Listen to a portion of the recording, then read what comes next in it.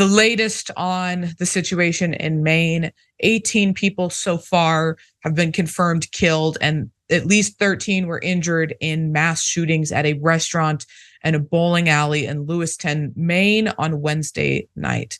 Now, as of now, the suspect has not been apprehended. However, his vehicle has been found.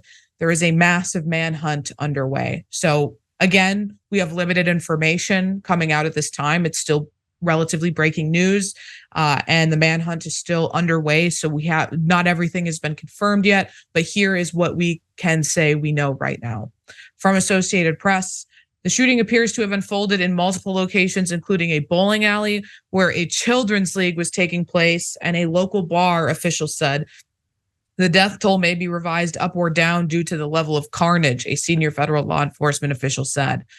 Police bulletin identified Robert Card, 40 years old, as a person of interest in the attack that sent panicked bowlers scrambling behind pins when shots rang out around 7 p.m. Wednesday. Card was described as a firearms instructor believed to be in the Army Reserve and assigned to a training facility in Saco, Maine. Now, usually we would not show you a picture of a mass shooter, but because he is a person of interest and there's a massive manhunt underway currently, we are going to show his picture. Here it is. Just for the safety of our audience, to be careful if you see this man and alert law enforcement if you have any information on his potential whereabouts. A little bit more from Associated Press.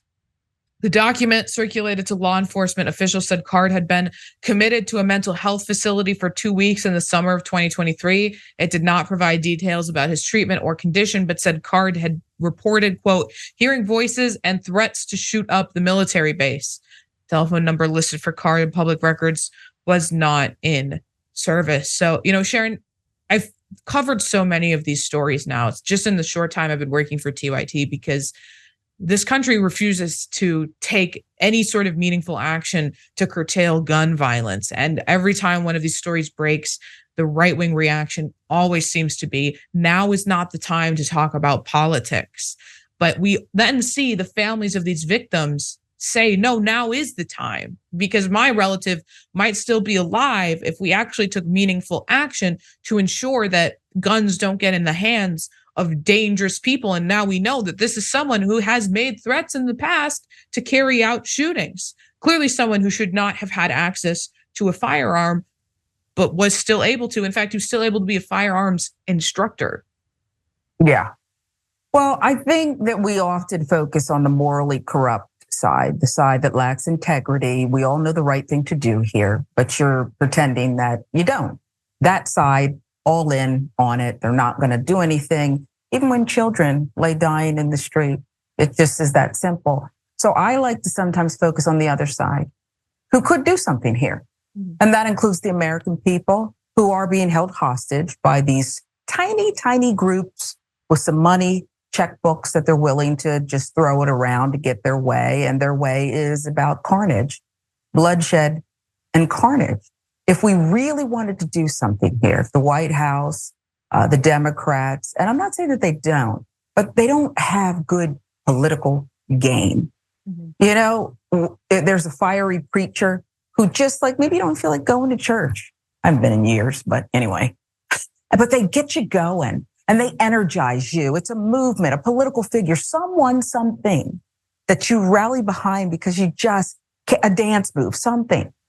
But they just stay flat-footed. I'm tired of the slow singing and flower bringing. I saw where Vice President Harris reacted. She's done nothing wrong. And I'm not calling her out as someone who did something wrong and being human in that moment. I don't want to hear about the healer in chief and, his grief and how this is what he does best. It's all true. But if we want to end this thing and make some sense and not have there be more guns than people so that our kids can live, we can go bowling if that's what you're into, or go to a nightclub in Orlando, then we really could do it. We actually could do it. It would just take concentration, a strategy, a will to not drop it. We're into what? The next day, and it already feels like it's been 3. You can't drop it. You have to say, I can't have another meal. I can't breathe until this gets done. And there's a price to pay if it doesn't. And I just don't see that commitment. It's like, give in to evil because they're never going to help us. No. That is an excellent point, because so we have right now information. We know that gun violence has become the leading cause of death of children in this country. And if that isn't something that makes the Democrats angry, the ones in power angry enough to be leading the charge against gun violence, for gun control, for gun reform in our laws, I don't know what could. I mean, this is, and of course, it's not just children who are being murdered by guns, but that, you know, the image of a dead child is something that I think really is powerful in moving people towards demanding change. And we know how many kids in this country are getting murdered by guns, and it's still not enough for them to champion this issue. I mean, of course, there are Democrats who have been fighting on this issue. There's organizations, parents of people who have lost their children to gun control, who are fighting for to gun violence, who are fighting and championing this issue. But it hasn't come top down, right? This isn't something I've seen Joe Biden particularly impassioned about. You're right on the healer in chief language. But they can't heal if they know that in a couple days they're going to see another news story about another mass shooting that's happening. That healing can't occur until we change our laws. But that's all we have. Sorry, go ahead. I'm sorry. And I think you're right. And I hate to bring her up again because can this woman rest? Okay. She refused to give up her seat on the bus all those years ago. And there were boycotts, and it almost brought an industry in a city to broke. Okay.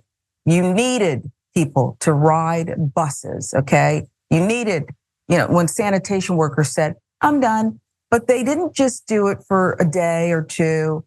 And it was an incredible sacrifice. How many miles are you walking to work today? Okay. And so I don't want to oversimplify it, but this is just a feeling I get. Polls aren't everything. Okay. And when you can look someone in the eye and they know you mean it and you're not going away, sometimes things happen. Okay. Even the sinister side had resolve and commitment. And they said, we're doing this. Okay. They wore hats and had that stupid slogan about making America great. It's a commitment, whether you're on the side of evil or semi-good, it's a commitment. And I remember I was on a ladder decorating a tree in St. Louis before I went to work, when the news was on, as it always is. And I heard, I think it was John Miller, the law enforcement guy, on one of the networks, CBS, I think. And I'll never forget hearing his voice and realizing what was coming. It was like he had to prepare us so I wouldn't fall off that ladder. And he said things like, now it's just preliminary. This is what he's a law enforcement source. So you knew it was coming when he said, they're children. And every year around this time, and other times I think about it, like when that big mouth is ordered to pay $1 billion and some dollars, and he's still doing this trash. Do people care when kids are dead? Do they really care? It doesn't feel like they do. I can't imagine what those parents are still going through if I can't forget the horror of hearing those words. It's a nightmare that they can't wake up from because they have to continue to fight to make sure it doesn't happen to anyone else's children. And it's sad. And I think you're right. It feels like every time that there is no action on this, it feels like nobody cares.